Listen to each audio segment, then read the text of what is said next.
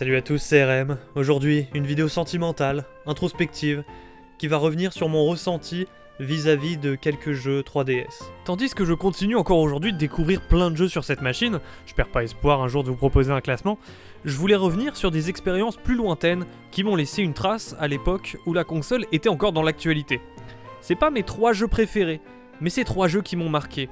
Et ce passé que j'ai avec eux, je vais essayer de vous le restituer via quelques anecdotes personnelles.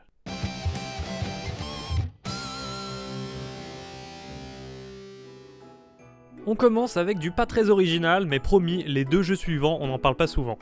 Mario Kart 7, je vais pas revenir sur ses spécificités ou son gameplay, c'est le jeu le plus vendu de la console, vous connaissez. Et pourtant, je me le suis procuré assez tard. Dites-vous que j'ai chopé une 3DS en 2012, mais avant d'être multimillionnaire grâce à YouTube, à 40€ le jeu, j'achetais pas grand chose. Chaque achat était mûrement réfléchi.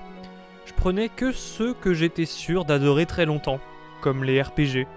En début de vie par contre, il y avait rien, seulement Tales of the Abyss. Mais vu que c'était même pas traduit en français, j'étais pas tenté.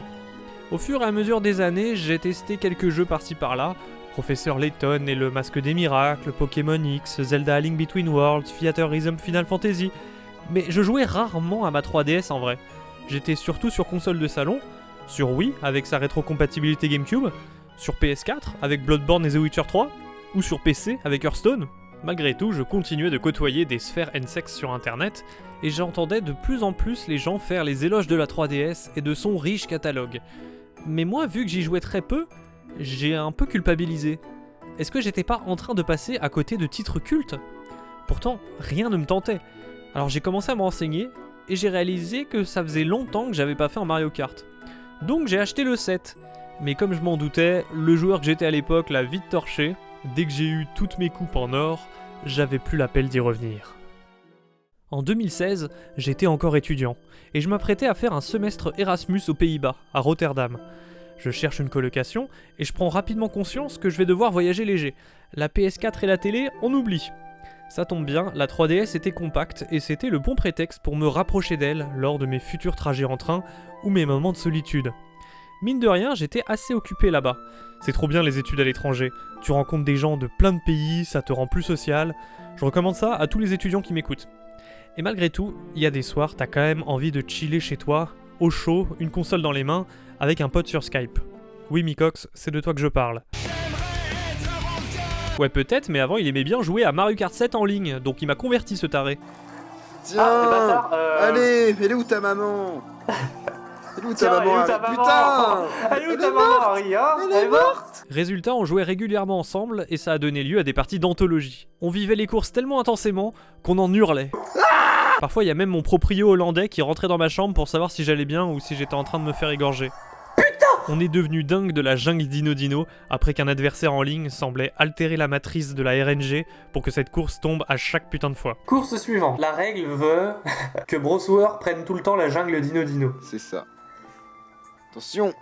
Brossower! Oh! La jungle Dino Dino! Résultat, à partir de là, on a toujours choisi la jungle Dino Dino en ligne et on en a même fait une vidéo. Une fois n'est pas coutume. Putain. Jungle Dino Dino! Ouais, j'ai mon château de Brossower là, j'ai toujours pas comme une victime. Jungle Dino Dino!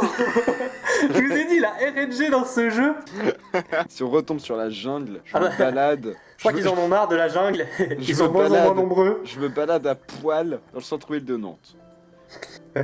Demain. Oh! Oh putain! Oh mon gars! Jungle Dino Dino! Triple Dino! La maturité est notre bouclier. J'ai 20 ans. On attend toujours la jungle Dino Dino dans le DLC de Mario Kart 8. Aujourd'hui, je suis un joueur solo. Je trouve que c'est une meilleure façon d'optimiser son temps avec le jeu vidéo. On perfectionne sa culture en découvrant plus d'aventures que dans des titres online conçus pour être chronophages. Mais faut reconnaître que c'est dur de surpasser des bons souvenirs multijoueurs avec des potes. Pourtant, le jeu suivant m'a marqué en solo. Pokémon Picross. Non pas parce qu'il m'a servi à hacker ma console, mais à l'époque de sa sortie, il m'a fait découvrir sérieusement le Picross. Je trouvais ça trop plaisant comme concept de puzzle game où faut compléter une grille avec les indices que te donnent les chiffres autour. Lui, c'était un free-to-play, tu devais collecter de la monnaie pour avancer. Cette monnaie pouvait être gagnée en très faible quantité ou achetée contre de l'argent réel. J'ai jamais dépensé un centime dans ce jeu. Comme je vous le disais plus tôt, étudiant, je comptais chaque euro. Et c'est justement ce qui était si fun, trouver les moyens d'avancer malgré les limites de progression, en optimisant un maximum sa partie, en réalisant tous les objectifs secondaires. C'était trop addictif. Je trouvais ça même largement plus fun que de simplement faire des tableaux à la suite dans un jeu Picross classique où tout est déverrouillé dès le départ. Comme quoi, parfois, les mécaniques cancer des free-to-play deviennent marrantes dès lors qu'on cherche des moyens de les contourner.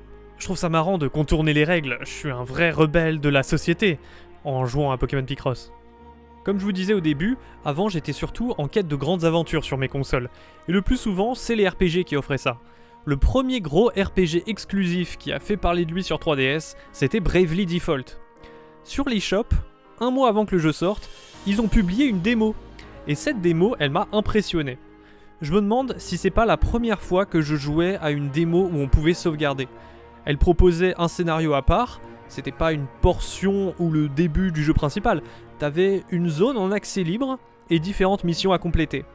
La durée de vie était franchement bonne, ça pouvait t'occuper entre 5 et 10 heures. Aujourd'hui ça sonne plus comme un truc de ouf, à une heure où des centaines de jeux sont dispo gratuitement de façon officielle, mais il y a 10 ans c'était moins banal. Je me sentais presque redevable d'avoir pu jouer à ce cadeau. Je m'y étais beaucoup investi pour une démo, j'avais tout fait. Alors qu'aujourd'hui, pour que je fasse tout dans un RPG, faudrait me payer. Mais là, j'aimais bien cette formule. Un mini RPG compact qui se finit en quelques heures. Tu vois vite la limite, mais tu vois aussi vite ce qu'il te reste à faire dans la démo. Et ça donnait pas le vertige contrairement à un open world mainstream rempli de marqueurs d'objectifs partout. J'étais en train de changer d'avis sur la durée de vie que devaient avoir mes jeux. Dans cette démo, j'ai eu l'appel de m'investir, de m'organiser pour tout tester, parce que je savais que ça serait pas long. Alors que j'y ai finalement joué plus longtemps que certains jeux complets, qui m'ont lassé bien plus tôt. C'est pour ça que pour moi, le jeu de demain, c'est plus la map et les missions générées de manière procédurale pour offrir une aventure principale de 60 heures minimum et du contenu annexe poubelle qui multiplie ce temps par 10. Pour moi, le jeu qui respecte le temps de son joueur, il se finit en 10 heures max, et si tu veux prolonger l'expérience, t'as aussi du contenu bonus, pas trop bâclé. Parce que le plus marrant dans tout ça, c'est que la démo, je l'ai torchée, mais le jeu complet, je l'ai jamais lancé. J'avais l'impression de déjà l'avoir fini le jeu. J'avais pas l'appel de refaire un truc similaire en 10 fois plus grand. Et payant. Il y a peut-être quelques conclusions à en tirer, messieurs les développeurs. À moins que je sois vraiment un joueur à part. C'est quoi votre avis à vous, sur les jeux courts ?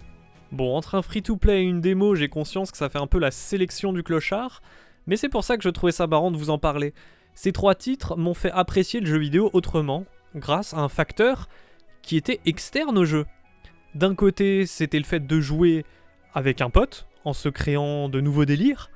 De l'autre, c'était de contourner les règles économiques pour prouver que j'étais pas un pigeon. Et enfin, c'était la motivation de m'investir davantage, parce que le démo dans le titre me laissait entendre que ça se finirait vite. Donc j'avais pas peur de m'engager. Ces 3 jeux, à leur façon, ils m'ont marqué. Et dans la prochaine vidéo, à l'inverse, on va s'intéresser à 3 jeux qui m'ont déçu à l'époque. Et vous allez être surpris, parce que c'est pas du tout des mauvais jeux.